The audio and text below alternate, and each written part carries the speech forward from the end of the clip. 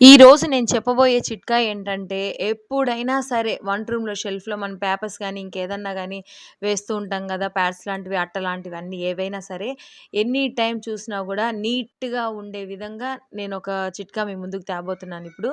అదేంటంటే, నేను మామూలుగా అప్పుడైతే న్యూస్ పేపర్సే వేస్తా ఉన్నాను. ఒక 1 వీక్ అలా దాటిన తర్వాతేంటంటే, అవి కొంచెం కలర్ చేంజ్ అయ్యాయనమాట. కలర్ చేంజ్ అయిపోతే అసలు చూసేదానికి అసలు ఇష్టమే అనిపిచ్చేది గాదు. ఇంకా అందుకనేసి నేనేం జేశానంటే బ్యానర్స్ ఉంటాయి గదా! ప్రింట్ ఒక పక్క, వైట్ ఒక పక్క ఉంటుంది. నేను ప్రింట్‌కుండేదొచ్చేసి షెల్ఫ్ కింది భాగానేస్తాను. వైట్ వచ్చేసి పై సైడ్ వేసుకుంటాను. అవి మనకు ఒకవేళ 1 వీక్‌కి, 10 డేస్‌కి అలా గలీజ్ అయిపోయినా గూడా సర్ఫ్ నీళ్ళెత్తుకొని గానీ, సోప్ నీళ్ళెత్తుకొని గానీ క్లీన్ చేసేసామంటే నీట్‌గా వచ్చేస్తాయి.